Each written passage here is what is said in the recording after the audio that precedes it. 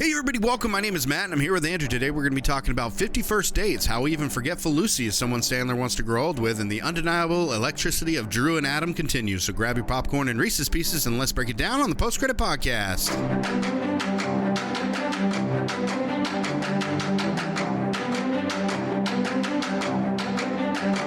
Well, I mean, and the funny thing is I truly believe, I'm not saying Cheers is not as good as Frasier, but I think Frasier probably did way better in everything than Cheers did. Yeah. Now, I'm not saying Cheers is a bad show because I love Cheers, but I mean, Frasier I think just did it better. Yeah, you know? I do. I mean, more successful. Yeah, I think they're two different formats too. Yeah. So I don't know. So, I mean, besides, ratings and looking at statistics and things like that, but all in all, what do you think Sandler's greatest movie, and what do you think, other people think is his greatest movie mainly, That's a loaded question because, the most important movie I think for him was Happy Gilmore or Billy Madison. I think you can kind of interchange those two. It's about the same time or whatever. Get it. Because that was life-changing for him because then he found his niche. Right. He found where his sweet spot is, and whether he got panned by critics or whatever, he stuck with it, and he's super rich now and all this kind of stuff. Well, do you think it's a generational thing, or do you think it's like... I think his best movies are Uncut Gems and 50 First Dates. Right, I mean, obviously we're talking about acting. If we're talking about funny moments and everything... Mr. Deeds may be funnier than Big Daddy, So, I enjoy Big Daddy more because it's got a lot of heart and stuff. But then Mr. Deeds is actually funnier, I think, than Big Daddy. So, I mean, you have to kind of interchange. What do you think is his funniest? Well, if we're not talking about Drew Barrymore movies or whatever, or I don't know. I think his funniest. I have to think about that. In my opinion, his funniest film, that just made me laugh the entire time, is That's My Boy. I just could not stop laughing in that movie. That shows how the difference between us, because I was sitting there rolling my eyes, and I think I actually turned it off. I just thought it was so... I mean, it was very vulgar, don't get me wrong, but it was just so hilarious. But I guess my question before, I was trying to ask, say if we were walking down the street and asking somebody to, hey, what's your favorite, Adam Sandler movie? And I truly believe, in my household at least, if you were to ask anybody in my family, they're going to tell you 50 First Dates. Yeah. Yeah, and gun to my head, I'm going to say 50 First Dates because that's my all-time favorite Adam Sandler movie. Mm-hmm. And it was reaffirmed when I watched it again this weekend and again earlier this week because I watched it twice, which is something I haven't done for the show, but I had to because I just enjoyed it so much. I mean, it got to the point where I started watching this at work a little bit, and I had to stop because I'm like, I can't concentrate on it here. and the first 5 minutes already had me laughing so much that I just stopped. Whenever she's like, "Why didn't you tell me you were in the CIA?" So yeah, and with this movie, it's very. I don't think Adam Sandler. Don't get me wrong. Again, it's number 2 on my list. You know what I mean? Right. This movie, but it really just doesn't. Adam Sandler's not the funniest part of this movie. I feel like. I'd say Rob Schneider. Yeah, or even Drew Barrymore's hilarious in this movie. Drew Barrymore's pretty funny. But it's not all about the comedy in this movie. No, this is a true rom-com. Yeah. Whereas the other ones, his other movies, I would say they're more Happy Madison style. Uh-huh. We're making up our own terms here. It's fine. So, our own, I would say it's like those Happy Madison type movies where it was more about Adam Sandler's whereas you have movies like Big Daddy or this where it's about the story first and then the Happy Madison comedy and different things are kind of added to it, and they're more secondary. But this movie, I decided after I finished watching it, I had this huge grin on my face, and I was like, this has got to be this. I think it's my favorite rom-com too. It used to be things like My Best Friend's Wedding or different. There's a couple others that I had in there, but 50 First Dates has got to be my favorite rom-com now. It's such. It hits all different points. You know what I mean? You got the comedy, you got the drama, you got the romance, you got the, you've got even awareness to disabilities in a way. You know what I mean? Yeah. And not even to real disabilities that sound made up. Right. And but you got a knowledge of it and of somebody that because Drew Barrymore didn't play. she didn't play like an injured animal, I guess you could say. Like, you think that she would act, when she finds everything out, she'd just act like an injured animal. But in this role, she didn't play like an injured animal. And, like with Wedding Singer, she kind of played, halfway through the movie, played kind of an injured animal in a sense, where, it was just like she was just on her seat waiting for some sort of emotional rush, where in this one, she just, again, because of her mental disorder, she was just kind of really wasn't like she was a strong force in this movie. Yeah, and that's what I like about Drew Barrymore is that in her roles, and I don't know if it's just because of her or the directors that work with her or what, but in her roles, she's okay with being vulnerable. Yeah. She can be a tough ass chick, and like Boys on the Side and Mad Love or different movies, Santa Clarita Diet, different things like she could be a tough chick, Charlie's Angels and everything, but even in that she's kind of sweet, and she's like in a lot of her, ever since she was Gertie in E.T., she's had that lisp, that sweet voice, and that sense of innocence. Now, her past is not innocent at all. No. But, she's always had that air of vulnerability, that air of innocence about her that I've always loved, and that she's okay with. And it's like, it's just because she's a female doesn't mean we have to try to make her stronger than what needs to be or whatever. It's okay to make her this sweet, vulnerable woman. Well, she's sweet and vulnerable, but at the same time, like you were saying, she's tough. But it just goes to show, her chops. She's a damn good actress. Extremely well at her trade. She does such an excellent job at her trade.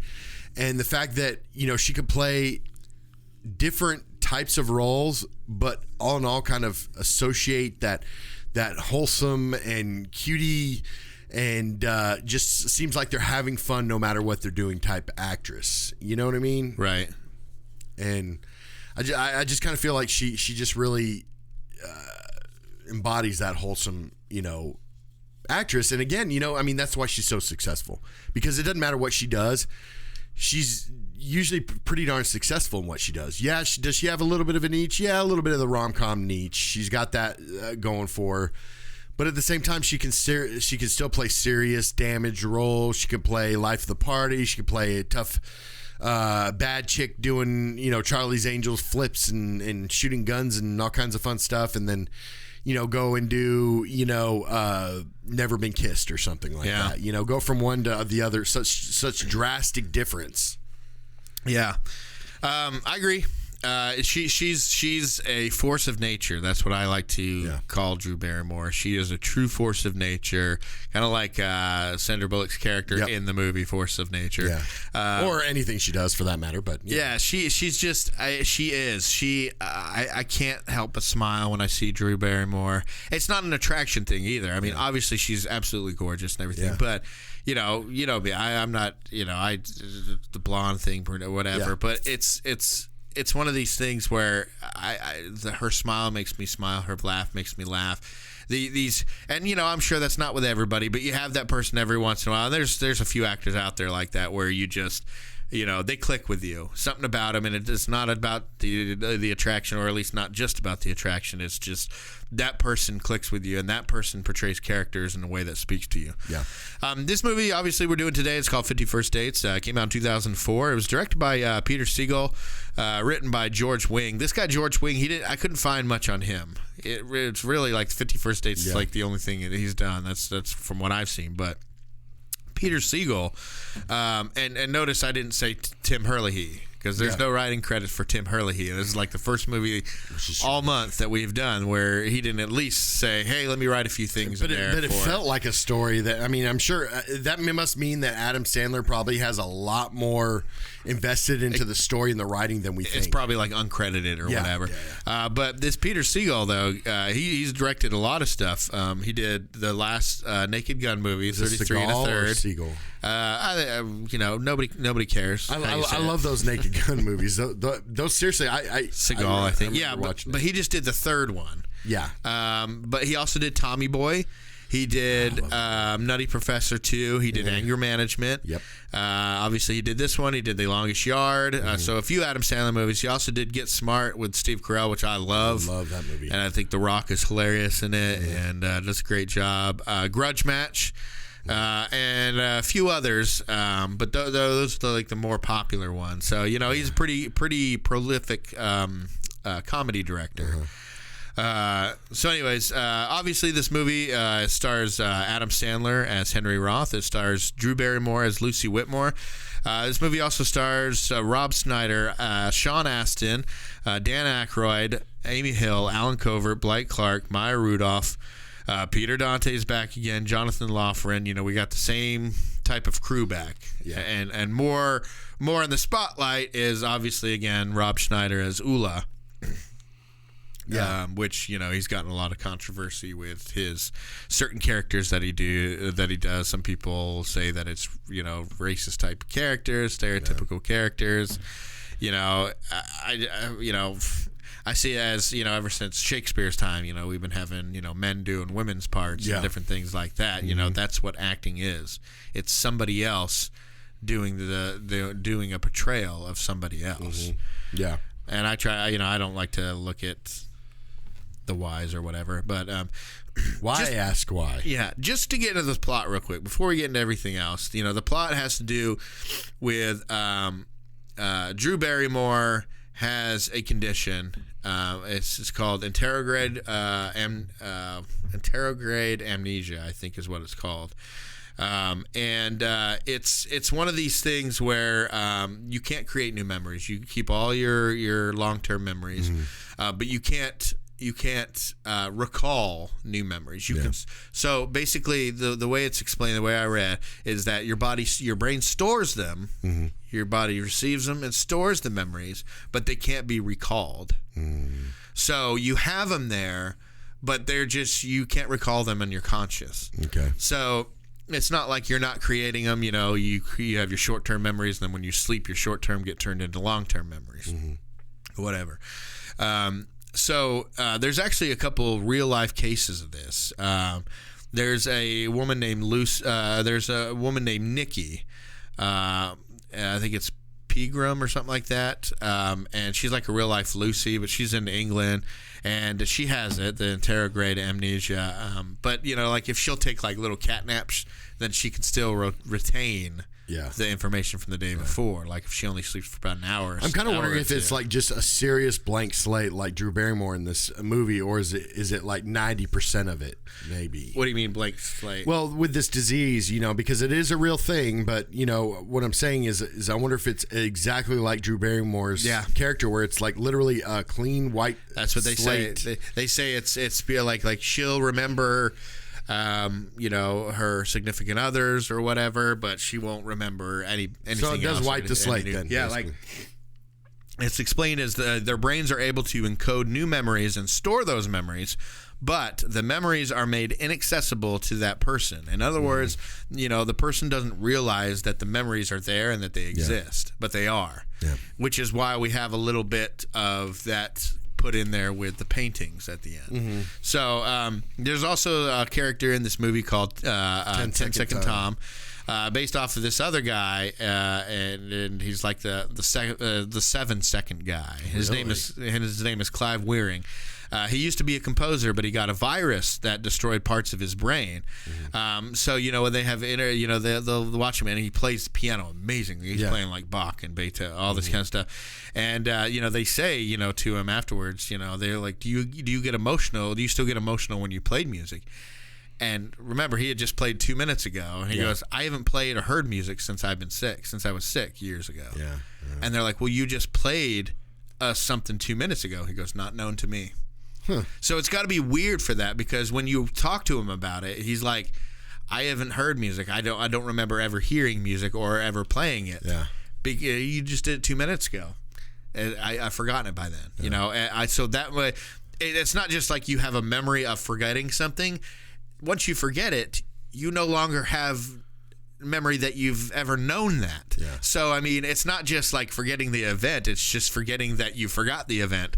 So it's like, I haven't heard music. You just played us music. it's unconscious to me. Yeah. Because I have no conscious recollection. And to go through life like that, I mean, it's apparently they say, like the family used to visit that guy, Clive. Yeah. But they would come away from it just damaged emotionally and heartbroken and stuff. And he would have no recollection of it, no emotional impact on him whatsoever. So his family just stopped visiting him because it was too hard on the family, too emotional for them. And either way, it doesn't matter to the guy because he didn't remember that they came anyways. Yeah.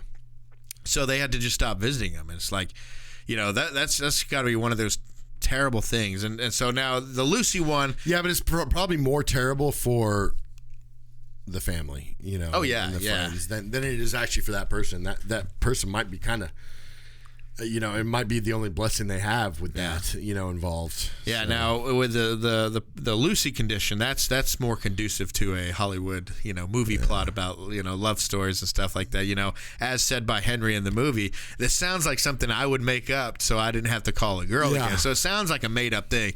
It's 100% real. It's 100% just like it is in the movie. And that's what makes it so interesting. So you have something so tragic and so awful. How can it be in a rom-com that I'm saying is my favorite rom-com? How can it be in a sweet movie that's not just awful and has an awful ending? So that's what we're going to get into right now. So it starts off with a bunch of women talking about Henry Roth. And I've got to talk about this too, so keep going. Yeah, so it talks about a bunch of women who are talking about this guy who gave them a great time in Hawaii. One even calls him hairy pair of testicles, and everything. But one of them is Jackie Sandler. I don't know if you recognize which one. The dental assistant. Or the dentist, which one? Or whatever. Yeah. You think just because it's a woman, she was an assistant? No, I thought she was cleaning teeth. I don't even. Have you ever gotten your teeth actually cleaned by a dentist? No. Exactly, because they don't. Right on. So they go on and then talking about Henry Roth, and then of course we have our quick little first Kevin James cameo where he's like, and I don't know, maybe it's not the first time. It's the first time we've seen it with these movies that we've reviewed, but I'm pretty sure it's like, because I know it came before Chuck and Larry and Grown Ups and all the times that he was in those movies afterwards, and he didn't really do any. Kevin James didn't do such a randomness with him. TV. It's like he just kind of came along and just there you go. He fit the puzzle. You have all these actors or actresses that are kind of no-name people, right? Yeah. Not famous except for Jackie. But then you have, out of nowhere, Kevin James, at that time, very popular TV actor for, King of Queens and different things. But I don't know. So what were you going to say about this scene? Well, I think they could have left that first 10 minutes out of the film. Like, totally, it didn't really... him running away? Well, no, that was kind of funny. I mean, they could have left that part in there, but, just interviewing all these people that are having fun in Hawaii, it was like, I just felt like it was unneeded. Like, it just really didn't do anything for the story. It didn't make... I wasn't like, oh, that's hilarious. I was just like, wait, this movies, I've seen this movie before. I'm like, this doesn't really make any sense to have those people at the beginning. Well, it's a good setup to show Henry, to show that he has a thing, right? He has a thing where he only targets women that are vacationing there so that he knows it could be a quick break and they're going to go back to their home. Nobody's going to try to live there. Nobody's going to try to date him. It's just quick and done and over with. So it is showing that that's kind of his thing, and he's got a trend in it. Yeah, there are probably some other ways you could show that, or but whatever. But he instantly becomes monogamous, like right away. Well, I mean, it's Drew Barrymore, obviously. I mean, I get that, but I just felt like that it was just some unneededness in the movie. I felt like the movie would have, okay, he was a player. They were trying to say, if he would have meant like some other girl came by and said, that he had a thing for before he even met Drew Barrymore. She came in and tried to, throw in a tornado there just to mess them up or something like that. I could see that why they would play that at the beginning, but he literally, as soon as he meets Drew Barrymore, he becomes monogamous. Yeah. Like monogamous. And so it's like, really, I mean, that first part, the very last girl before Drew Barrymore, he jumps on I'll give you $20. All right. Hey, how are your nuts, bro? They're killing me, man. Let's hit it. Yeah. But it's like, that part was okay. Okay, cool. Just maybe showing that he did have sort of a relationship before all this started. But the other stuff, I was like, man, I think it's just maybe it was a reason to bring his wife into a movie and play more of a talking role. I don't know. I think it doesn't look like he or anybody his writing team had any writing credit. So this might have been one of those movies that it's a Happy Madison, so it wasn't out of his control or whatever. I don't know, just an exposition scene to kind of set up who his character was. I suppose they could have done it a different way. But yeah, because we find out maybe that's said and it's trying to be stated that that's who his character was. But then he becomes this crazy romantic guy that then ends up, stalking Drew Barrymore from what she says, But, he does all these well planned out ideas and things throughout the movie, and it's like, that's not the same character that these women are saying that he is. So which Adam Sandler are we looking at right now, do you think? We've talked about this. We've talked about Billy Madison and Happy Gilmore was an unlikable Adam Sandler. Yeah. And he turned... Well, he was still unlikable by the end of those movies. But then The Wedding Singer, he was a likable guy throughout the whole thing. Yeah. Big Daddy, he was unlikable at the beginning, and then he was likable at the end. And so he keeps having movies like that. Mr. Deeds, he was likable from the beginning. Yeah. So, is this a likable from the beginning or unlikable? Because I think maybe mine is different than what other people think. When he jumps on that Ski-Doo, from then on, I think he's the likable character. The one before is just like, oh, okay, well, I guess he used to be a scumbag, but he's not even close to that. But I don't think he's really a scumbag. I think he sleeps with a lot of different people there, but those people are willing to do the sleeping as well, one-night stands, right? Yeah. They're having a fling in Hawaii, and they even get back and say, oh, it was just amazing. I'll never forget my time. You can tell that they all just... they're all okay with it being a fling. Now, the scummy thing is him making up these stupid excuses of why I wouldn't want to be there instead of just saying, look, I'm just a guy looking to have a good night excuses. And whatever, and to say goodbye to you in the morning and everything. Are you down with that? So, he comes up with these stupid things. So you could say that, but he generally seems to be a pretty good person. Yeah, he's a veterinarian, and he cares for animals and all that kind of stuff. You don't see a lot of psychopathic veterinarians. You know what I mean? So or people with anger problems, or whatever. It's just automatically set up that he's a good guy. He that other guy that Rob Schneider's character probably could have got fired about 50 times even before we watched this movie.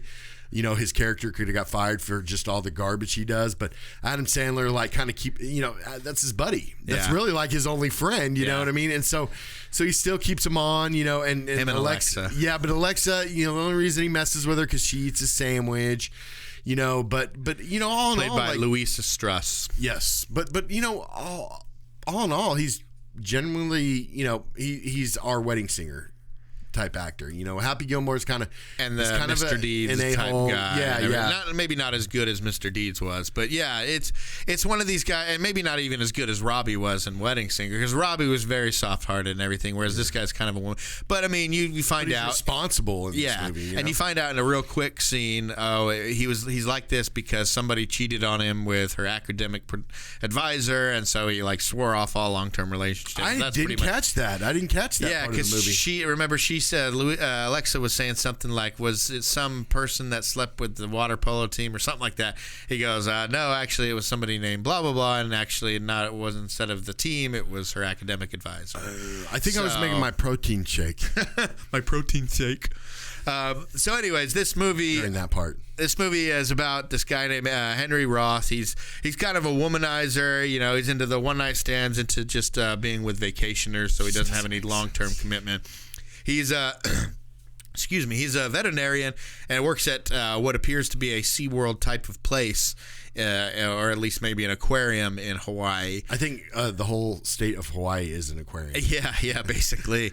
But he works with mainly walruses, and there's a lot of unstudied stuff about walruses under walruses. I don't know why I said it like that. Walruses. Walruses. So he wants to work with walruses. Yeah, the first way you said it made me think of a walrus wearing a top hat and a cane. Walruses. So he wants to study what they are like under the ice, because they spend 2/3 of their life there, and it hasn't been studied that much. So he wants to take a trip up to Bristol Bay in Alaska.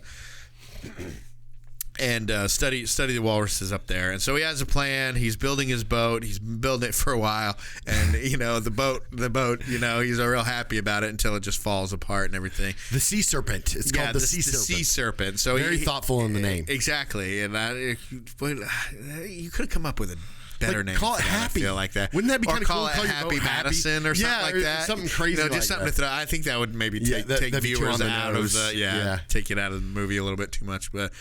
Sea serpent. So he practices, making sure that the boat is seaworthy by sailing it around the island. It breaks down at a random spot. He has to end up taking a breakdown float of man. The thing almost and it gets his wheel goes off. And he ends up having to use a bike tire wheel later on to replace it or whatever. Anyway, so he has to take a little. He takes his dinghy and goes and he goes to shore. While he waits for the Coast Guard. So he goes to this, what is it? How do you hukulala? I'd just stop. Like, I wouldn't even attempt that. So anyways, he goes to this cafe. This cafe. It's a cafe, and he starts staring at this Asian dude. He gets real paranoid, and he's like, "Are you staring at me or her? Because you're starting to freak me out." No, he gets this little light shining in his face. He looks over, and he sees this woman holding the knife, who's shining the light in his face and everything, and she's just doing her own thing, just kind of. Building her little Waffle House and everything. I thought that was such a great scene. Like when you see, it brings your attention to Drew Barrymore with the spoon or fork or whatever it was, But it just put a light on Drew Barrymore. Like that was a great scene. Like that was the way it was. Videoed or the way it was shot, the way it was shot, it was just great. It was a good scene. In the trailer, it plays the song "Blinded by the Light." Yeah, when the little knife, the light reflects off the knife into Sandler's eyes and everything, and then there's like a slow motion shot of just her eyes and everything, looking over at him and everything, and she looks gorgeous in it.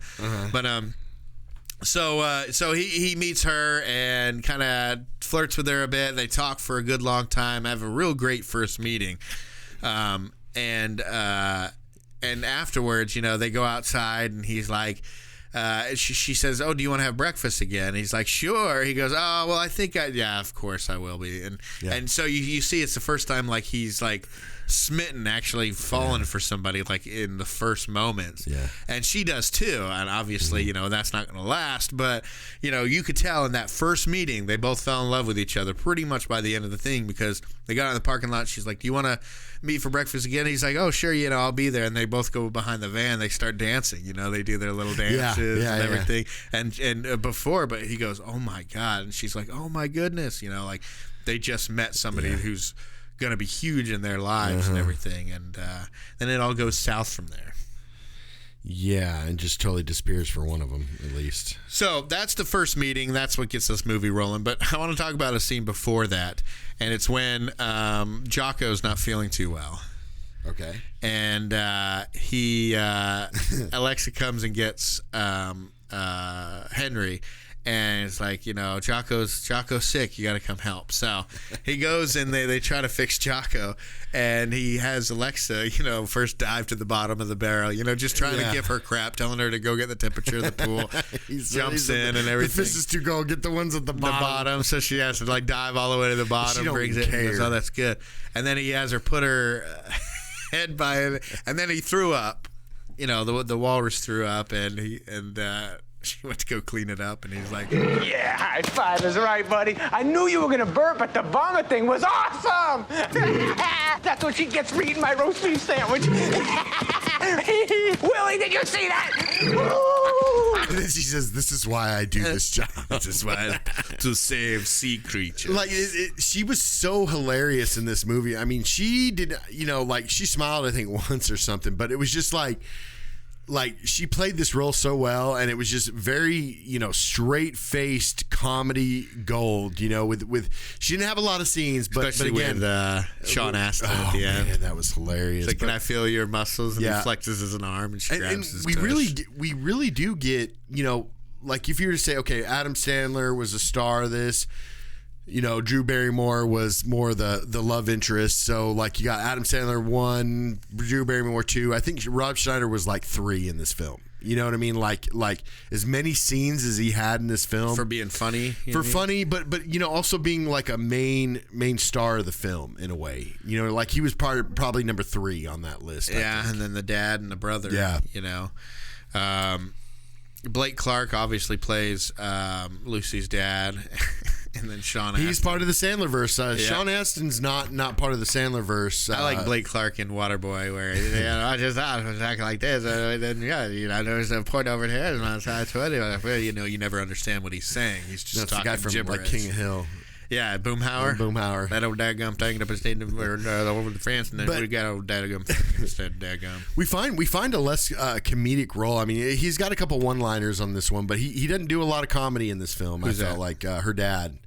You know? Oh yeah, Blake Clark. Yeah, he was kind of playing more a straight person. Yeah. The serious person, whereas Sean Astin. That's what I think. This is one of his best roles. It's one of my favorite roles of his. I mean, obviously not best in terms of academics or whatever. You know, we had Sarab Miramont, the director, last season, who did The Freemason with Sean Astin, and you know, he got to hear some of the stories that Sean Astin was telling from his Lord of the Rings days. Yeah. But if I was there, I'd be asking him about 50 First Dates. You know, I'd be like, look, man, how did you come up with? You know? Well, yeah, Goonies, but I mean, you know, you got your Sean Astin stuff. I mean, you got, you know, Mikey from the Goonies. You got Samwise from Lord of the Rings, and Doug from this movie. I mean, these are like these huge roles for me, at least. Yeah. You know, in Stranger Things, he's always playing this character that's so iconic, but it doesn't necessarily have to be pivotal to the story. But it's so iconic and it stands out. Yeah, it's almost like he's really this kind of person. You know what I mean? I don't know if I've ever seen him play a bad guy. Exactly, that's what I'm saying. Like genuinely, he's just a kind person. You know what I mean? And everything he does. But you know, I mean, and I don't know how much Hollywood has to say about that. You know what I mean? It's like. Do they look at Sean Astin and said, you need to act this way, or is it just he always kind of acts that way? Maybe he's got that face. Yeah. Maybe he's got the... Maybe.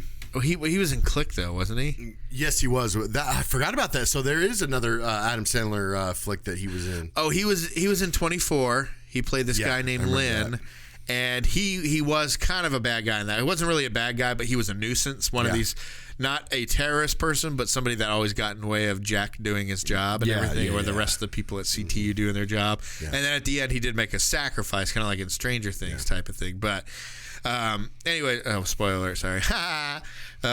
So anyways, but on top of that, he also slapped Alexa with a fish. You know, she's freaking out. He goes, "I'm sorry, I slapped you with the fish, but I had to calm down. Are you calm?" And she goes, "Yes, the fish slap calmed me down." You know. But it's like who thought of that? Like who thought of putting that character in this film to live in Hawaii, work at an aquarium as an assistant in a way, and be from Germany? Not only that, but the fish slap. Was it Russia or Germany? I don't know. But the fish slap, I mean, that's got to be an Adam Sandler thing. Oh, wouldn't it be funny if I slapped her with a fish? But it's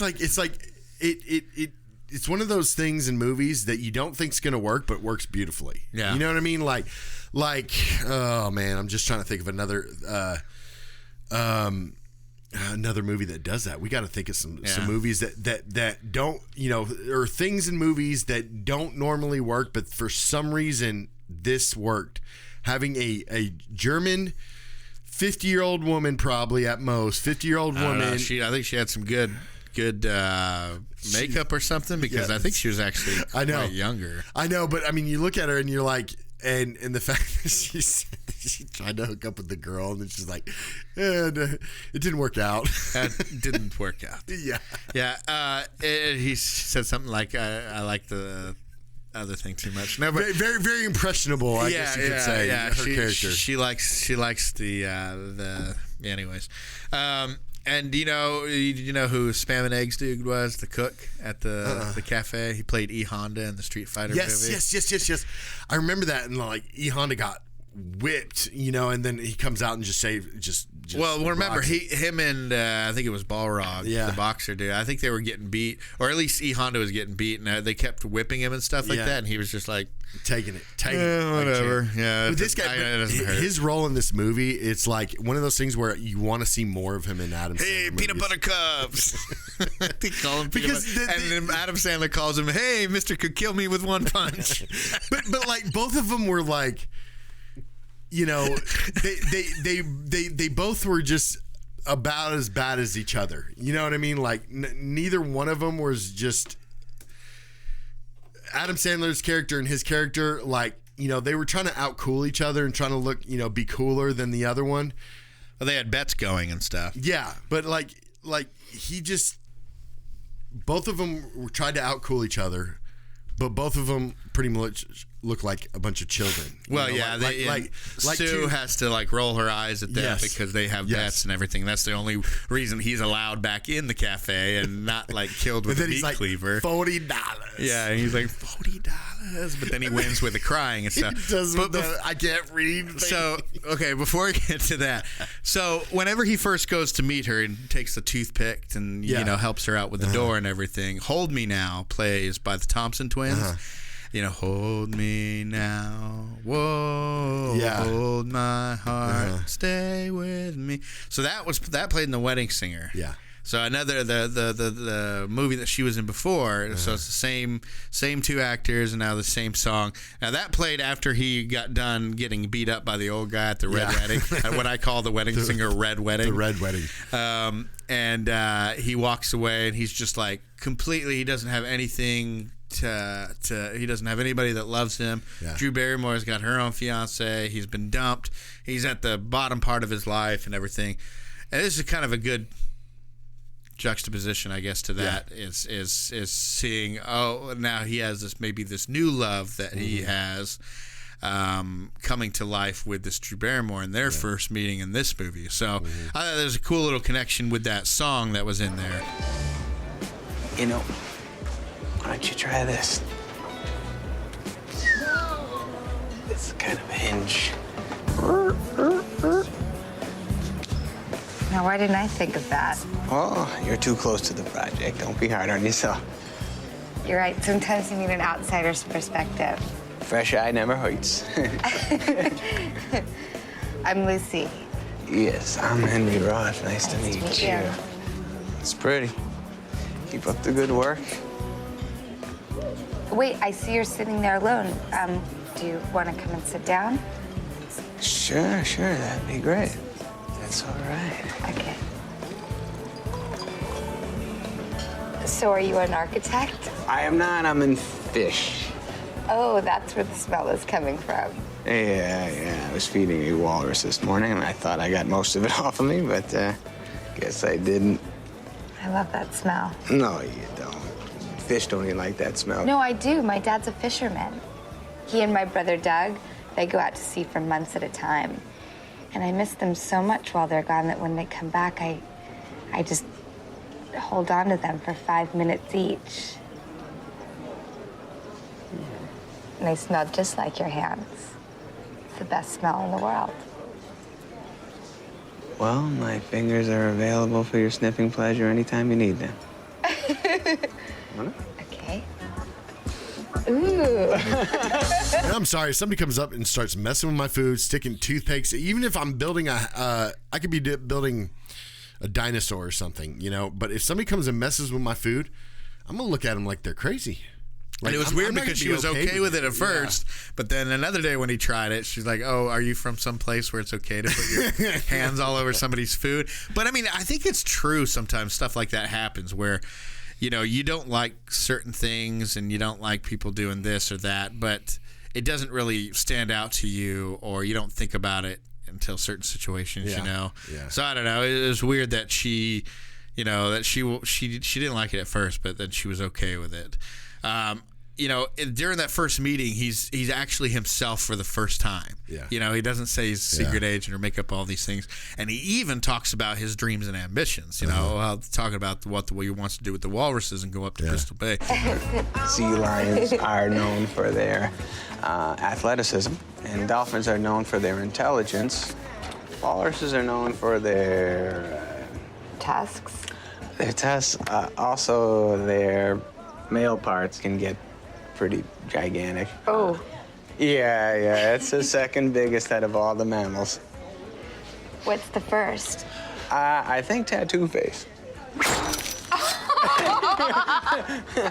I like your laugh. I like you making me laugh. I hate to break this up, but we're setting up for lunch. Oh, okay. Sorry, Sue. So basically, he comes back the next day. She's like, "Okay, weirdo, get away from me. Why are you coming after me?" He's talking to her like he knows her. He's like, I was petting my walrus this morning and everything like that." And she's, of course, freaking out. Because if you had some random person you've never met come talking, I was thinking about you all morning while I was petting my walrus. And do you want to smell my hands? That type of thing. That's a little weird. So it really is. So he gets explained to Sue, the one who owns the diner. Like, look, she got into an accident a year ago on October 14th, I believe it was, 13th or 14th. And she has this disease now where she doesn't, every time she goes to sleep, her slate is wiped clean. Lucy is a very special person, very different from other people. Okay. About a year ago, Lucy was in a terrible car accident. Her father broke some ribs, but Lucy suffered a serious head injury. She lost her short-term memory. So she can't remember anything? No. She has all of her long-term memory. That's a different part of the brain. Her whole life, up to the night before the accident, she remembers. She just can't retain any new information. It's like her slate gets wiped clean every night while she sleeps. Hold on here. This sounds like something I would tell a psycho girl so she would stop calling me. Am I the psycho girl? I wish I was making this up. She has no memory that she ever met you. What about the pineapple picking thing? She says that every day because each morning she wakes up thinking it's October 13th of last year. She comes here for breakfast because that's what she did on Sundays, and October 13th was a Sunday.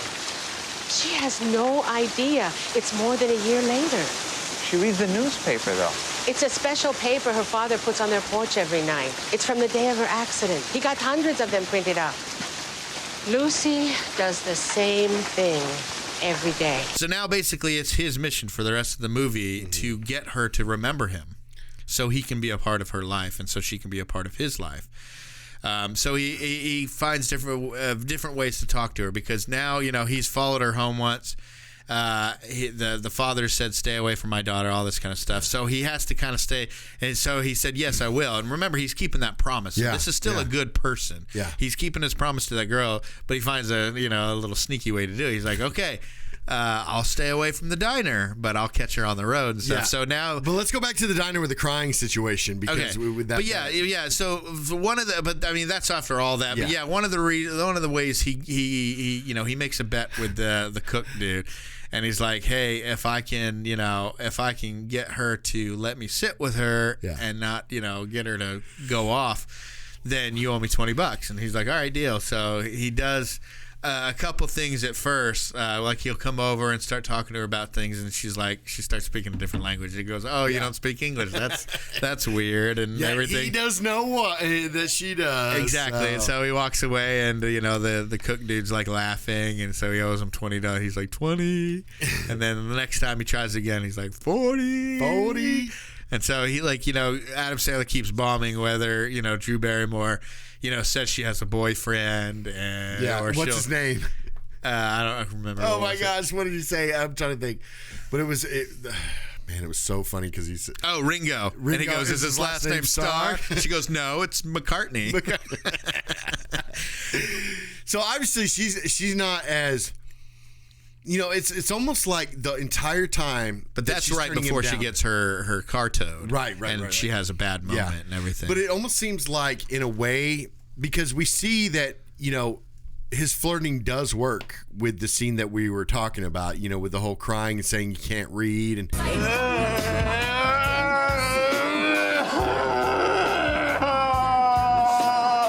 wonder what's the matter with him. Looked like a stupid asshole to me.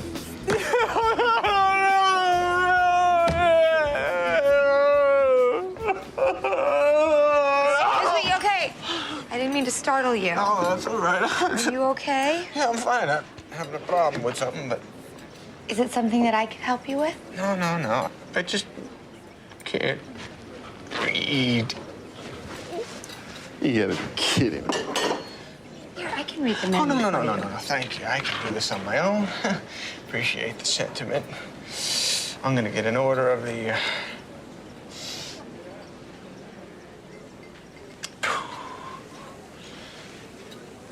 Tiny. Pew. Pan.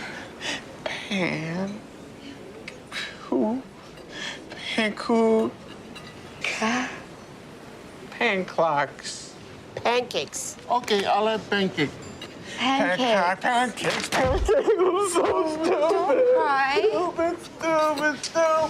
Don't cry. She's like, why don't you come over and help me? And then we find out later on when they're walking, he's walking her to their car.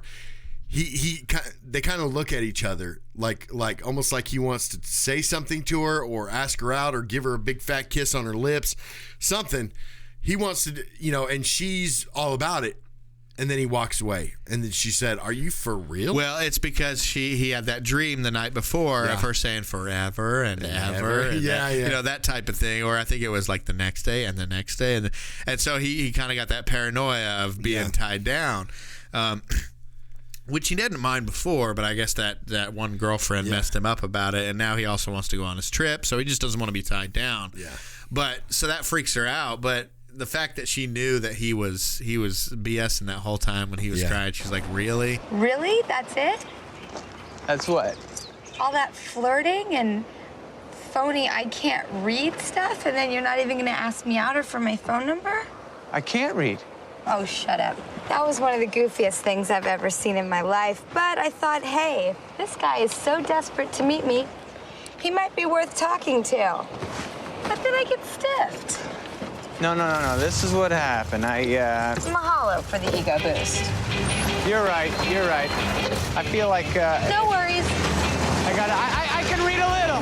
I didn't know I can't be 4E. That one I didn't know, I swear. But, and that's what I was trying to get at is I feel like, all these times that she did turn him down, I kind of feel like her character is messing with him too. Like she knows he's hitting on her. And it's almost kind of like she's flirting back because that's the way her character is. Her character's quite goofy no matter what, and naturally quite goofy. She's just basically got one arm tied behind her back, unlike all the other characters in the movie. She doesn't know what's going on, but everybody around her knows what's going on. So she thinks, by saying stuff like that and joking around and whatever that she's, nobody's going to guess her thoughts and her dreams. But, after... Do you think they fell in love on that first time they met? When they were dancing and they were happy they got to see each other? I think they did. I think it was one of these things they probably didn't realize, like in Wedding Singer or whatever. Yeah. Obviously, she didn't realize it. But I think then is when she started dreaming about him. And remember, because he said, the dad said, I figured it out. She only sings. The Beach Boys song. And she only sings on the day she sees you. Yeah. And which is like Sundays. Yeah. Well, I guess every day is a Sunday for her. Well, there's that. Yeah. Yeah. But it's just one of these things where I think it was from the beginning. Now he didn't realize it because he didn't want that commitment, but he kind of did. I think he quickly came around to her. Because then they kind of started dating. That front part didn't really make a lot of sense to me because.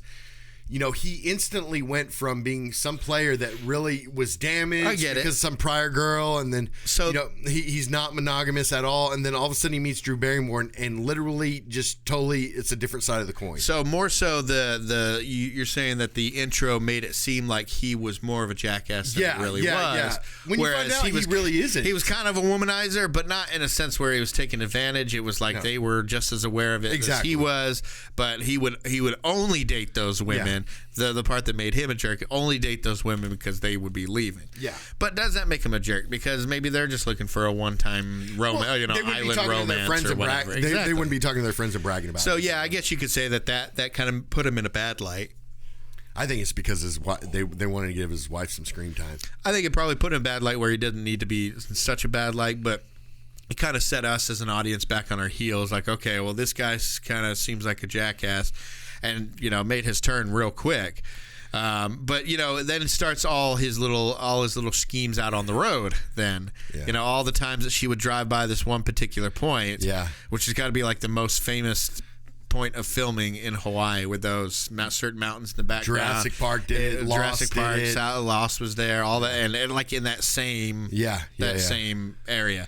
I'd love to go there one day. To be honest with you, I mean, I wouldn't want to be a tourist. No, I wouldn't want to be a veterinarian for walruses and go to Hawaii, because that doesn't really make a whole hell of a lot of sense. I don't know though, but I mean, if that exists there, that's a nice job there. Well, no, I'm not saying that I wouldn't want to do that job, but logically speaking, that doesn't really make any sense. Well, I know how much you like animals, and you had discussed that. Like you kind of wanted to be a veterinarian. I'm like, Andrew, then you'd have to put people down, or you'd have to put animals down. Holy crap! Put animals down. I didn't want to be an assassin. That's how my veterinary practice works. I think Jeffrey Dahmer tried to do that too. Just a front. Yeah, but no, what was your favorite one of those? The moments of it, was it when Ula got beat with the bat? Yeah. Okay, this is her. Start beating me up. Make it look good. Give me the wallet. Okay, Howley, what do you think? You can come to this island? Eat our pineapple. Help me! Ow, not so hard. Take it easy. Trying to bang our women. Making my sister clean your hotel room. Okay, what does that have to do with this? Relax. Hey, help me, please. Stop it, Howley. Oh! Yeah, that's right. You got him. You got him. Enough. Are you okay? Yes, okay, yes. I'll be right back. Hey, come here. No. I think he's had enough. Oh, I'm sorry. Oh, my eye. You got him. Not good enough. Come here, man. He learned his lesson. What's your name? My name's Henry. You did good. Hi, sorry. I'm in a community watch program and... Oh, you crazy bitch. Yeah, keep running! Okay. I think that was classic. But it's just been done before. I think the best one was where the dad and the brother show up, and he's tied up, and he's trying to read a newspaper. Move on. The cops are already on the way. You know, that kind of thing. I thought that was just a classically well played scene, because he I think when he knew he got caught. When you're done trying to trick my daughter with the kidnapping, I know. Come by the house. Yeah, and see, for me, I don't know. As a father of a daughter, I might have been a little bit more violent. I want to say, I might have been like, "Oh, it's a good thing you're tied up, because now I'm going to beat the crap out of you." Because let's come to terms here. Well, no. Here's the thing: he's stalking her, though. Well, here's the thing: not really stalking. Well, it's stalking because of her condition, because she doesn't remember him, so he has all this information that she doesn't have. Right. So yeah, that gets a little creepy. Now, if it was like a meeting, he's trying to make her fall in love with him. So like, yeah, it's a good point and everything, but she's also an adult. But then again, she has brain damage. He's taking advantage of the situation, and in turn, I think that's what stalkers do in a way. But right? if her handlers, I say her, because she calls them out on her that family too. Or her doctors thought that she couldn't handle herself being alone in the real world, they would insist that she would be at the home. Right. So I think that they feel that she's at a level to be out in the real world and interacting with people on her own. So I don't think it's I don't think it's a bad thing what he's doing.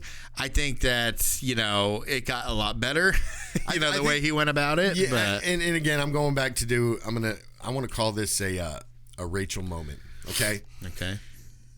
Do you really think that a hospital in her condition, mind you, it's not something like it's just, she loses short-term memory here and there. Literally, the slate is wiped clean. I don't think a hospital would recommend her being out on her own, or driving for that matter, but again, this movie wouldn't be this movie if that was the case. Well, you couldn't be out and not let her drive, because then she'd ask why she couldn't drive. Right. So, but that's what I'm saying. I mean, so she probably should have been. If she's outside of the hospital, you have to let her live some kind of semblance of a normal life. Right. Otherwise, you need to be in the hospital, because anything that's out of sorts, which is why her dad and brother had to do it this way. Yeah. Anything that's out of sorts has to be explained. Let's call this a Rachel moment. So every time we bring up one of these, we're going to say this. And by the way, Rachel is my wife. And you're talking about the things where you say, well, then we wouldn't have a movie. Right? Correct. Because my wife tends to ask that question quite often. I mean, because she thinks that movies She's not really a popcorn eater because she doesn't watch. I mean, it's funny because I'm a huge movie fan. Always have been since I was a kid, right? And I can tell you the first movie I watched at a theater and everything. But for her, she's not a popcorn eater because she really doesn't like watching movies. She likes watching a certain handful of movies over and over again. Yeah, or TV shows. Yeah, or TV shows especially. You know, but she looks at a movie logically, which I don't think a real movie fan can look at any movie logically speaking unless you're a critic. Maybe. You know what I mean? Like with this movie, especially with all Adam Sandler I think movies. she just wants you to explain it to her standards. for logic, because again, I don't think that movies. Well, I mean, but then there's some questions that she asks where I'm just like, why do you care about that? Yeah, yeah. I'm like, why is that an issue? Why are you even thinking about that? But she's always been that way, and she wants you to explain, you know, why people think this way, which is what critics do. You know, they try to sit there and explain why people. Yeah, and sometimes it's smart when she does it, and then sometimes I'm like, you're just trying to make a big deal out of it. Calm down. And she does that on purpose too, by the way. The time when it's raining and he stops her with the construction cones and all that, the horses and stuff. That's a little bit ridiculous. Yeah, but I mean, when he says, you know, are you coming from breakfast? You know, he's like, because she's like, yeah, I had waffles. He's like, oh, you know what I like to do with those? I like to build little houses. She has this look on her face where she smiles, and then she goes, you do? And then she goes all like shocked face. And he goes, like, yeah, it's just my thing. Her facial expression, she's just adorable. Like she gets this look on her face where she like falls for him just in him saying that. Like she's desperate to fall for somebody or something like that. But it goes to her. It hits her hard. It goes to her acting credentials. I mean, it goes to her art as an actor. Yeah. I mean, look about it this way, Kate. E.T. came out in 1982, right? So she has been literally acting. I mean, I'm not saying that, you know, there's a lot of actors out there that took breaks. Brandon Fraser took a break. I mean, probably not up to his reasoning, but, you know, actors take breaks, sometimes take permanent breaks. You know, I mean, what was an actor we were talking about? I want to say there was an actor we were talking about that really doesn't act anymore. Well, there's Gene Hackman. Yes. When Tom Pesci, Joe Pesci. Yeah. They don't do a lot of hardly any films, if any at all. You know, I mean, especially Hackman. I mean, I can't remember the last movie I've seen him in that's been recent. I know Sean Connery. Did he pass away? Yeah, he passed away. Okay, but he'd quit for a while. Yeah, but you know, Drew Barrymore really has not quit acting since E.T. days, and even then we were talking. She was doing movie commercials. I mean, she does come from a little bit of a royalty when it comes to acting, you know, because I think isn't she related to Spielberg somehow? He just hired her and everything. But I mean, like she's got like grandfathers and her family. They're well embedded in Hollywood, but they're also well embedded, kind of like Nicolas Cage, for drinking and stuff. Yeah, well, I mean, she's at like age I think it was age 9 or 11. She was at Studio 54 getting drunk on champagne. So, I mean, that's what happened with Drew Barrymore when she was a child star. You know, her mother didn't really care about the mother-daughter aspect of it. It was more about the business aspect of it. Didn't care if she was getting drunk off champagne and doing all these things. And she had to go to rehab at age 13. Yeah. But can you imagine? I mean, she's had a life. Exactly. She's had a life, and she's been doing it for 40 plus years now. Yeah. I mean, literally that has been her life, you know, and it shows in every movie she does. I don't think have you seen Santa Clarita Diet yet? Yeah, I've seen a few episodes of it. She's phenomenal in that show. I mean, it doesn't matter. She's one of those actresses or actors in general that can cross over to TV and cross back into movies, cross over to TV, cross back into movies. I mean, and you know, do all kinds of stuff. Like she did some stuff with Tom Green. Remember when Tom Green was like at the pinnacle of his career or whatever? When she married him? Yeah, when she married him. But she would do stuff with Tom Green, you know, and things like that. But it was just like, it goes to show how much of a phenomenal actress. I mean, like, you know, you're seeing actresses that it took them to look at Helen Mirren, right? Mm-hmm. It took her till she was like maybe 60 until she was extremely well known. Well, you know, Alan Rickman didn't start acting until he was 40. Steve Carell, he was too. Like 40 or 41 when he said, well, Steve Carell had been around for a while, though. But he didn't blow up until he was in his late 30s, 40s and stuff. But I mean, all these people are phenomenal actors just like Drew Barrymore, who does it better than some of these Academy Award actresses.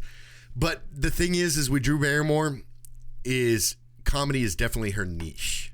You know what I mean? Like that comedy, romantic comedy. She's good at the rom-coms. She is. Fever Pitch and this movie. And that's why her Adam Sandler works so well, because Adam Sandler is very good. This works. The king of fart jokes. Well, yeah. This works. This movie works because they're absolutely perfect for each other, and it's like overwhelmingly sweet and cutesy. Yeah. Okay, so tell me a little bit more about yourself. Okay. Well, I've won over 7 all-you-can-eat chicken wing contests. Really? Yes. And I'm a ballet dancer, but only in my bathroom. No, what do you want to know?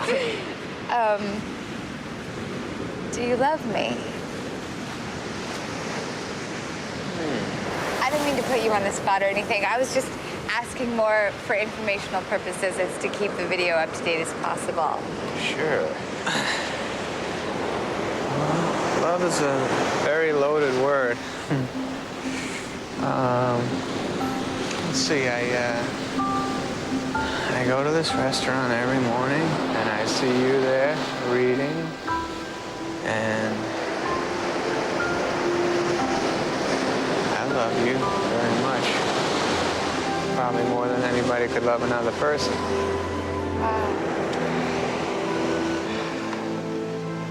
How do I feel about you? You're excited about the chicken wing thing.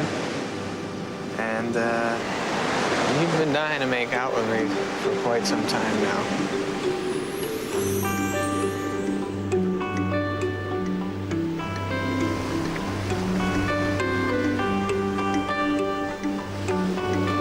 Feeling better now? Nothing beats a first kiss.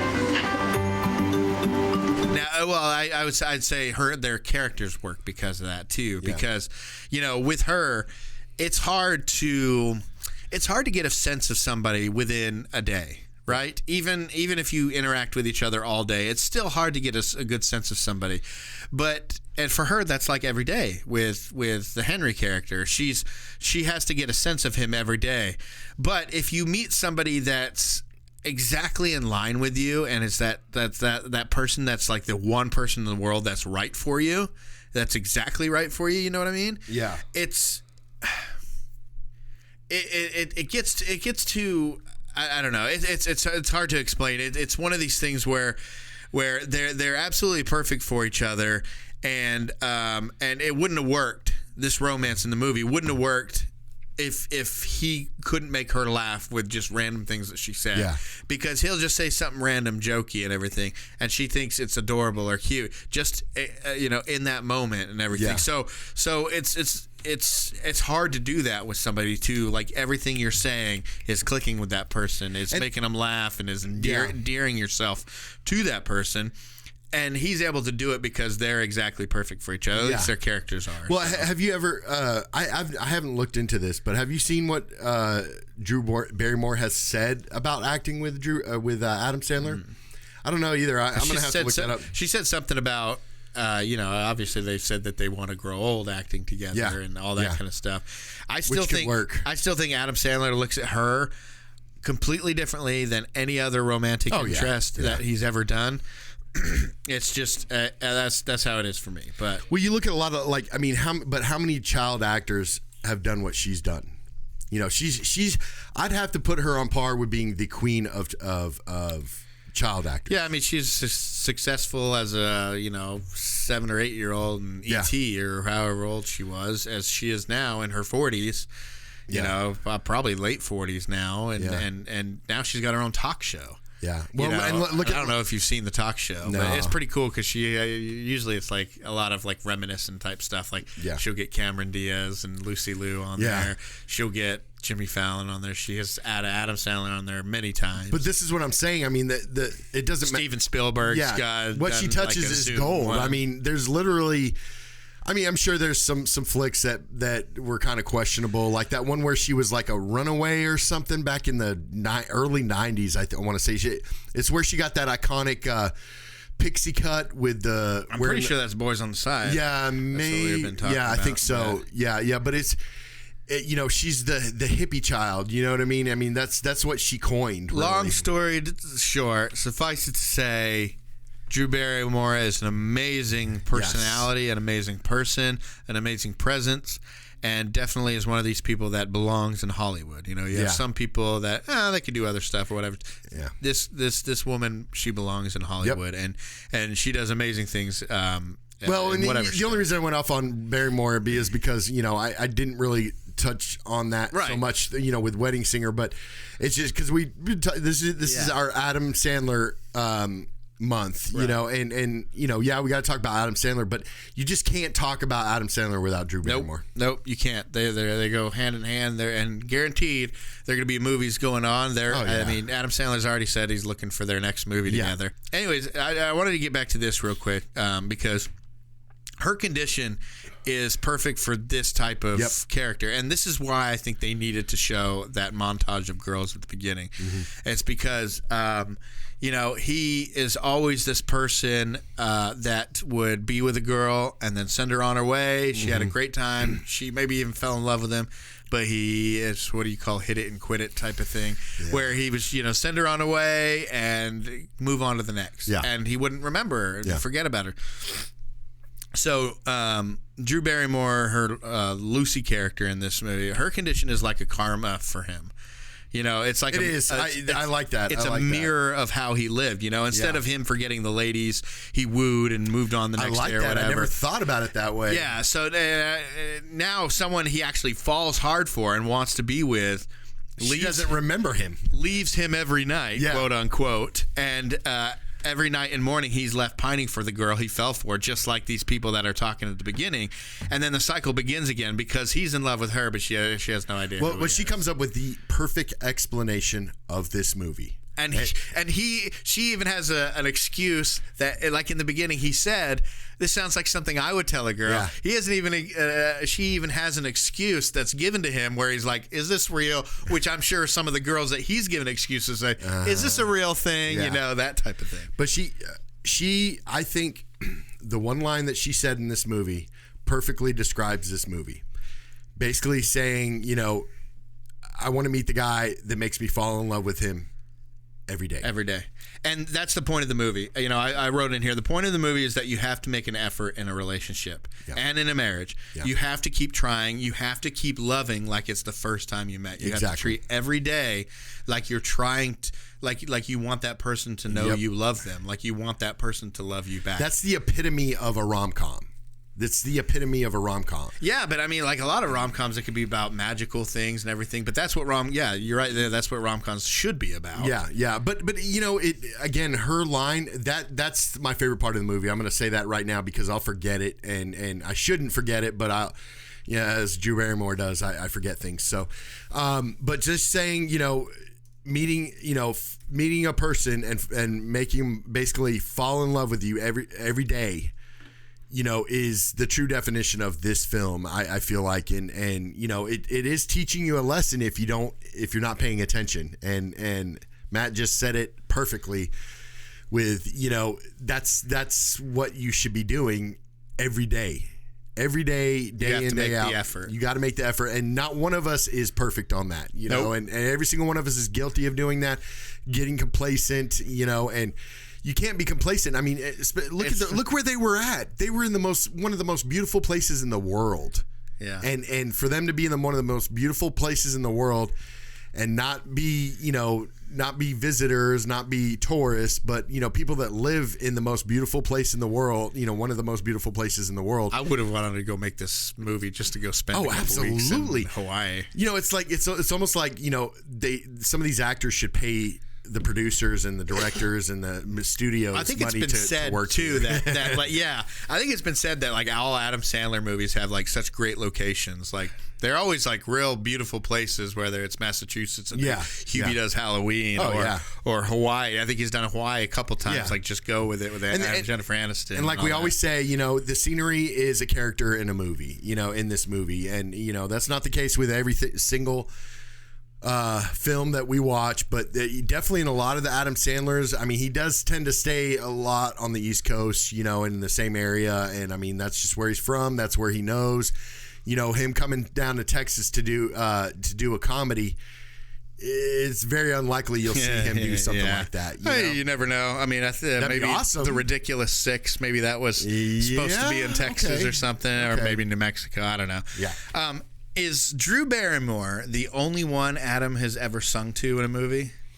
Like wrote a song to? Because he's done it twice now. In The Wedding Singer, we had Grow Old With You. And in this one, we had Forgetful Lucy. All right, I just wrote this, so go easy on me.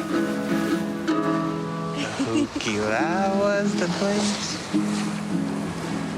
where I first saw your face.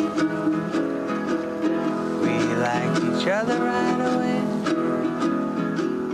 but you didn't remember me the very next day. Forget Lucy, it's got a nice caboose. I used to trick you into pulling your car over so we could chat. But my favorite time was when you beat the shit out of Ula with a bat. And we drove up to see Dr. Keats and found out why Doug always has to change his sheets. Forget Lucy, cracked her head like Gary Busey, but I still love her so. Never let her go. Even if while I'm singing this song, she's wishing I had Jocko the Walrus's schlong. Forget Lucy, her lips are so damn juicy. How about another first kiss? It just goes to his job. But I don't think he's ever written a song for any other romantic leads in any of his other movies. Not that I can. Hey, don't get me started on Drew Barrymore again, okay? But I'm just saying that's another one of those things. Yeah. It's like a thing where he's always, he didn't do it in Blended, yeah, which kind of I felt like broke the tradition. But I think she's the only one that he'll sit there and get a guitar and actually plays to during the movie.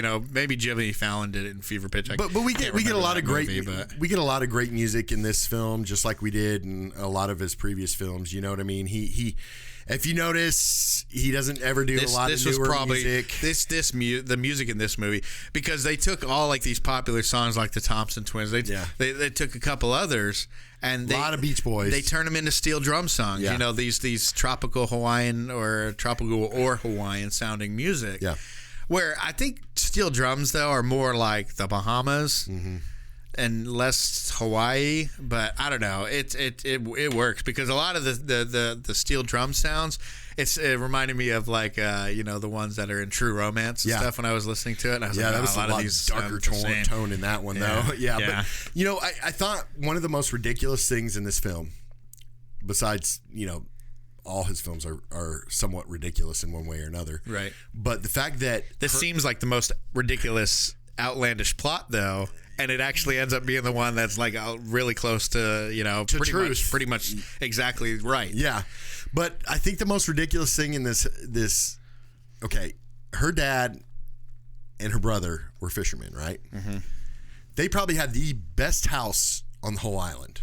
I don't know. There was a wide shot of it where all like the roofs were all rusted and crappy. But a lot of shore houses are like that because you have the salt water. And I'm not physically saying like the actual house, but where the house was. Oh yeah, the house, the dock, and everything. That was obviously somebody who that had been like a $40-50 million home. Either that or it's a legacy house. Yeah. It's one of these legacy houses that have been there for years and years and years. And now that the property value's up, they could sell for tons and tons of money if they wanted to. But they like their they got their nice little piece of land there. Because we do find out, like, what in that George Clooney film, right, that there is royalty in the Hawaiian culture. Right. And the Descendants. Yeah, the Descendants. And it's very, very set up royalty. It's a very set up royalty system in the state. You know what I mean? Even though it's one of the...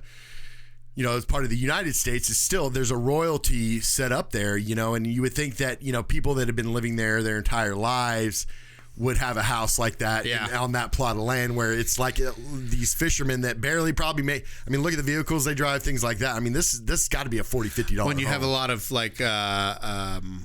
I'm not saying fishermen can't be rich. No. But I'm saying I think you have a lot of you have a lot of what do you want to say it?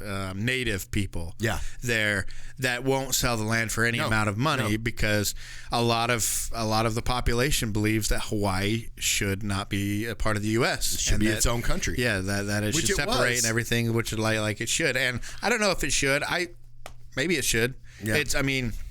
Obviously, the U.S. wanted it for strategic reasons and all that kind of stuff, but it's I don't know. That's a whole other conversation. But we could get into. But I just thought that was kind of ridiculous, and I was like, man, I'm gonna go become a fisherman in Hawaii and buy a gorgeous retirement home. That's got to be like handed down or something. You got this white family that's there. That obviously it's not a legacy property or anything like that. But I mean that even I thought one of the coolest places was that cafe. I think I felt right like if I lived there, I would live in that cafe. I'd go there every day. I'd retire. Go there and eat breakfast. Oh yeah, go there, eat breakfast. And that's a real place. Spam. Can you imagine how packed that is all the time? Yep. Either by tourists that want to visit it or whatever. Did you see the advertisement placement in this movie? Oh man, I meant to look out for that. Well, I saw Spam and Reese's Pieces. Yep.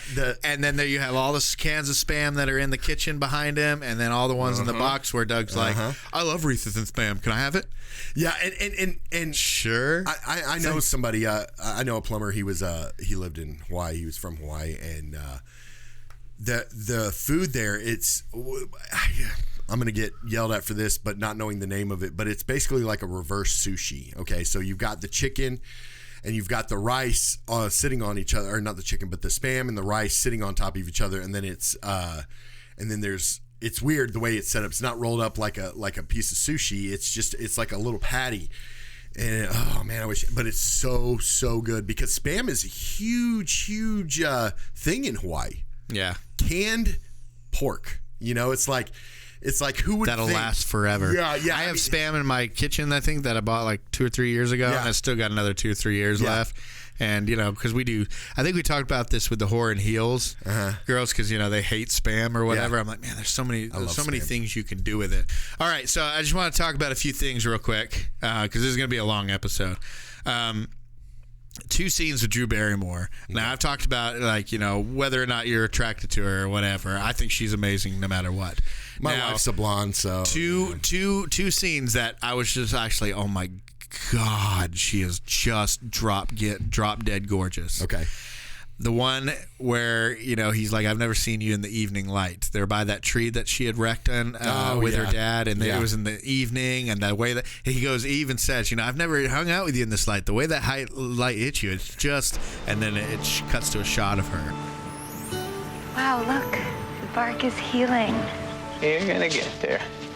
I never hung out with you in the afternoon like this, in this lighting. Man, oh man, you look disgusting. Yeah. Well, I don't know how you get me to fall for that egg-shaped head every morning. Whoa, all I have to do is slide on my designer jeans and just kind of wiggle in front of you. You go nuts. Why couldn't I have met you one day before the accident?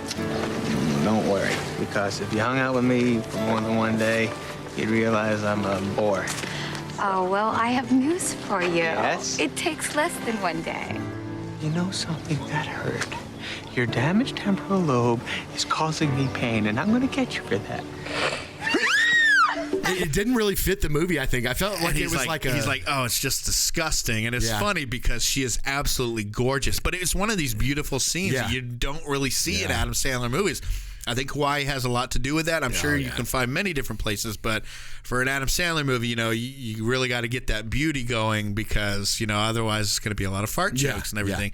But there's just something different about this movie. So that scene, and then the scene where she says goodbye to him and she's standing in the rain and she sweeps her hair back and they have that one last kiss and then he drives away. Oh my God. That was a good scene. It was really good, but it's one of these like classic scenes or whatever. But the way she's standing there in the rain though, like that, I'm like, yeah, forget it's about just it. it's such a it's that was such a good scene too, because it was just like you felt the pain in that scene. You know what I mean? Like you felt, and how they were making out, and like she wanted to keep going, but he couldn't handle it anymore. Yeah, knowing she was all right with it because she knew she was going to forget about it in the morning, so she was like making out with him and stuff. He had to stop. Yeah, and you could see it. And this is from Adam Sandler. Like I said, he's done good things, but I mean, in an Adam Sandler type movie, he had to stop and pull himself away and not even look at her and get in the truck because he couldn't continue with that last. It was too much for him. I like going back. Good. I like the way Adam Sandler sets up these particular scenes.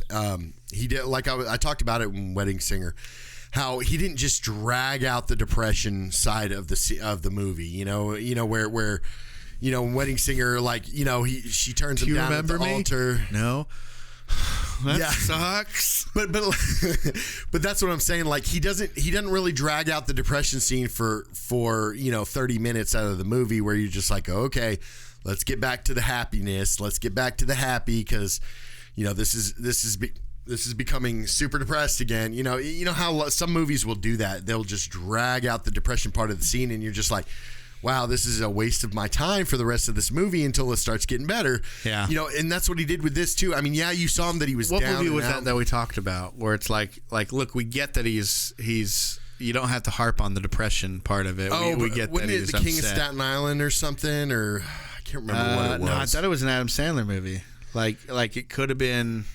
It was Wedding Singer, remember? Because he was so depressed, but it didn't. They didn't. Oh yeah, because he was singing miserably and all that kind of stuff. Like Adam Sandler plays miserable very well. He does. Let him play it. Don't harp on it, and then move on. Yeah, and I like the way Adam Sandler does that in his movies. You don't get to that point where because. Again, watching Punch Drunk Love, at the first you're just like, oh, it hurts to see Adam Sandler like this. You know what I mean? It's like so uncomfortable. Oh man. I was thinking about this.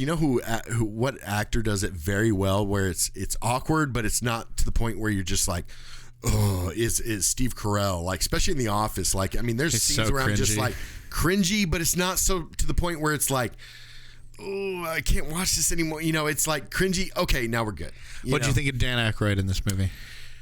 I thought this was probably one of Dan Aykroyd's only serious roles, like where he was kind of a serious person. Yeah. I mean, he does joke around. He does the walrus joke, and then he does the wet dream jokes with Doug and everything. Get off the juice. Yeah, or he'd be like, notice the overreaction again, Doug. Lay off the juice. But then again, he wasn't like he was in Tommy Boy. He wasn't like he was in a lot of the movies he does, even with Adam Sandler. He was a little bit more serious in this one. I mean, he did make a couple jokes, but it wasn't like make you laugh. I mean, it was haha. And did you get the connection for Tommy Boy through this? Besides Dan Aykroyd, what was his name? Maybe it was his name or something. So the name of the institute is Callahan Institute. Oh, and they actually talk about it in the movie. Callahan Institute is funded by the Callahan Institute, which is primarily funded by Callahan Automotive Parts. So if you remember Tommy Boy, his family was his business, his dad's business was the Callahan Auto Parts and everything. Yeah.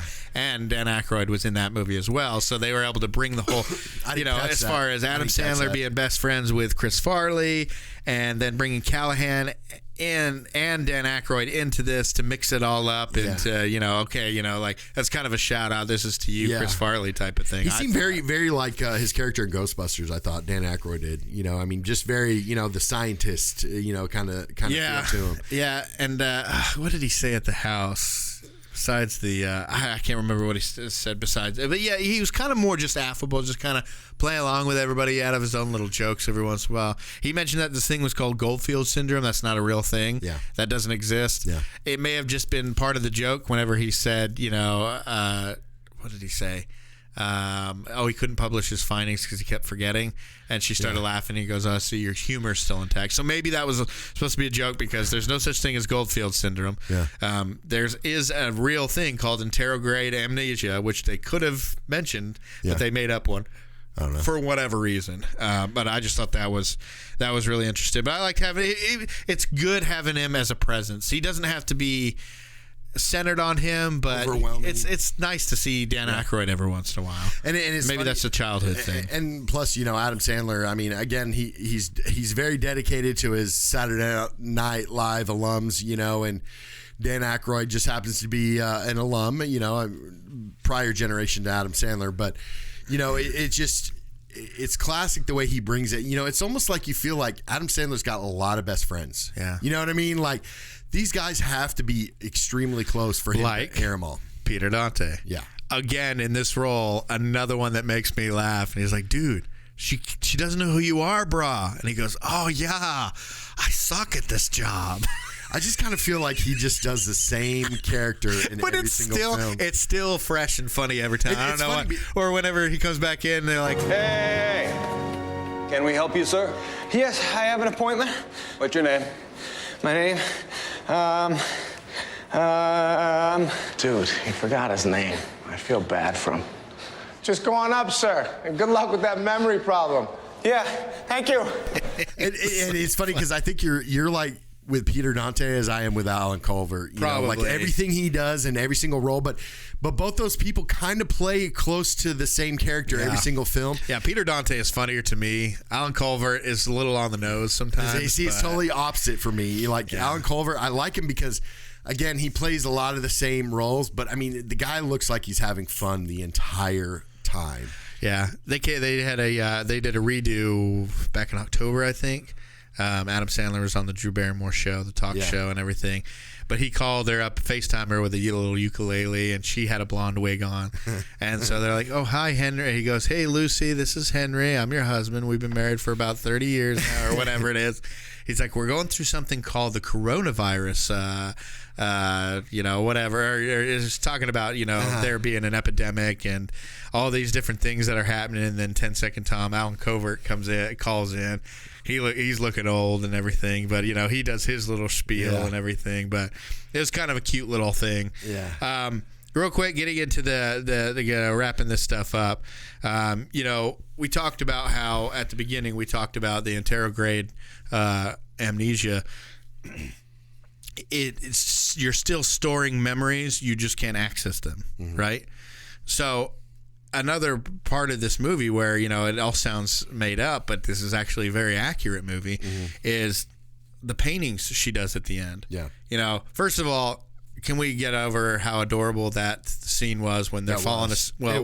Well, when they're falling asleep in bed together, and he tells her, "I love you." Like they're both just trying to keep their eyes awake because they know as soon as they fall asleep, this day is going to be over, and he has to start over again, and she has to start over again. Can't fall asleep. I'm not sleeping. I'm just closing my eyes. I'm gonna go downstairs. No. I'm just resting. Lucy, Yeah. will you marry me?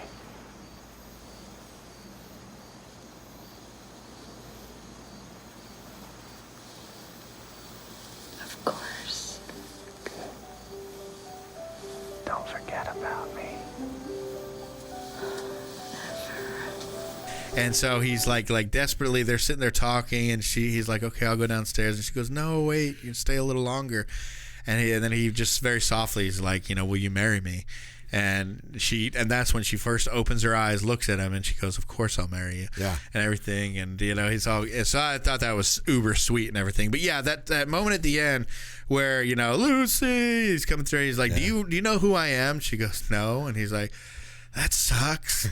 And, and she goes, what's your name? He's like, Henry. And she goes, can I show you something? Yeah. And then we see all the paintings. So that, I think, shows that she fell in love with him.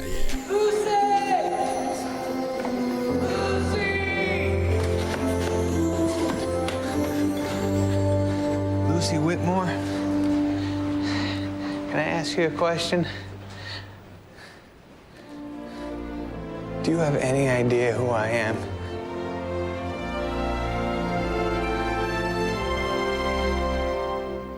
No. No? That sucks. What's your name? I'm Henry. Henry. I want to show you something. Will you come with me? Oh, yeah. This is my studio. Wow.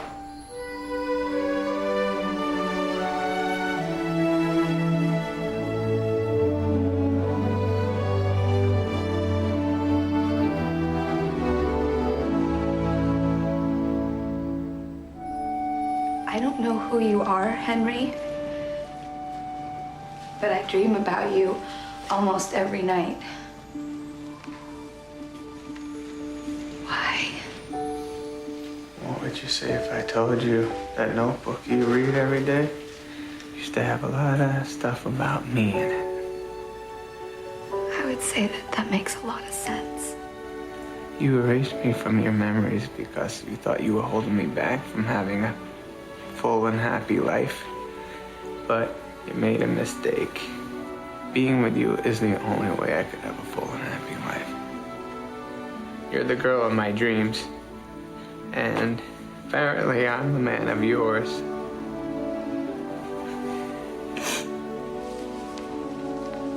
Henry, it's nice to meet you. Lucy, it's nice to meet you too. And, it shows that she was storing those memories and that she was remembering, because there's the joke throughout the whole thing. I wish I would have known you a day before I would have met you the day before the accident. Right. And he's like, you say that all the time and everything. And first kiss, you say that all the time. Yeah, there's nothing like a first kiss and everything. But, it's... You almost seem annoyed the last time she said that. Yeah. He's like, come on now. But it's so sad. And so beautiful at the same time. It's like, she's obviously in love with the guy, and he's obviously madly in love with her. And even though there's this illness keeping them apart, it shows that even if they have to keep waking up every morning for the rest of their lives with her not remembering him, she'll still know him. Yeah. She'll still trust that he's telling her the truth. She'll still be able to give him a good morning kiss 10 minutes after watching the video like she did at the end, and to be okay with it, knowing that easier. Yeah, like she doesn't know who he is, but she does. She doesn't know him by sight or whatever, but she feels him. And if this was a tragedy, I think what she'd do is she'd write something bad about him in her journal. You know how she erased everything by taking everything of. Knowing that he would try to maybe come back after she had forgotten it, she'd write something bad so that she truly stayed away from him and truly let him live and was like, man, that would be like a horrible tragedy. Oh, yeah. Don't you think that's what somebody would do if they truly wanted you to erase you? Because you could erase somebody all you want, but they can just come back and do the same thing they did before and meet you again for the first time or whatever. But I thought, that's the horrible part of me thinking like, oh, I wonder how you could make this a tragedy. Yeah. Like you could really make this a tragedy if, she wrote an awful thing about him that he could never get past, like I don't know. It'd just be interesting. Yeah. It'd be terrible, but it'd be interesting. Yeah. So anyways, did you enjoy this movie? I love this movie. I love this movie. This is my favorite Adam Sandler movie. It's my favorite rom-com. Yeah. I've had others and stuff, and I'm sure we'll do lists of those and everything, but just last night I decided it was my favorite, or the night before last, it was my favorite rom-com.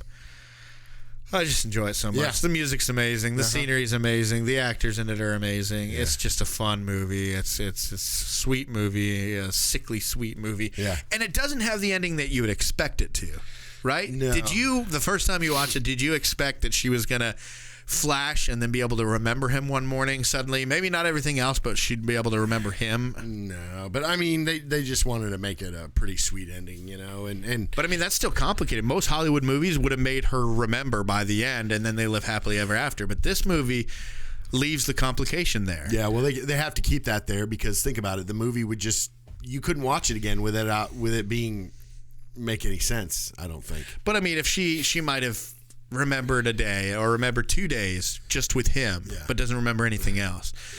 So it could have done that. That would have been like maybe a more satisfying, okay, well now at least she has memory of him. But this one with the painting that they had at the paintings that they had at the end, it shows that her singing, the she lilies, knows him. Even though she doesn't know him, she knows him, and so it made her feel better about it. Anyways, we go on and on about it. This is a great movie. This is one of the higher rated Ebert reviews of Adam Sandler's, which I'm glad about because it deserves it. Yeah. It's also very it's not as jokey and quippy as a lot of Adam Sandler movies where they're just a bunch of throwaway jokes, but there is a good amount in them to where it feels like an Adam Sandler movie. Yeah. But it also is a very sweet rom-com.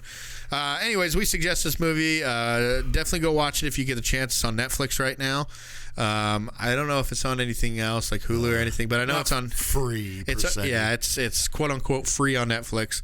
So go watch it there. Or any other time you see it on TV, whatever it may be, watch it right in the middle of the movie. Yeah. It's a fantastic movie, guaranteed to make you sick from the sweetness of it. Do you, Hanale, take this woman to be your lawfully wedded wife, to have and to hold, from this day forth, as long as you both shall live? I do. Really? Even though in like 10, 15 years, she could possibly let herself go and then like sex could be like nauseating for you? What are you, nuts? Your wife's right over there. I'm just kidding, Moo. I now pronounce you man and wife.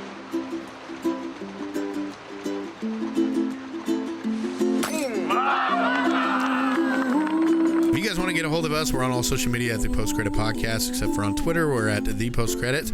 Our email address is thepostcreditpodcast@gmail.com. We have a website. It's www.thepostcreditpodcast.com. We're also on YouTube. We appreciate you guys listening, and we'll see you next time. And throw me a bone.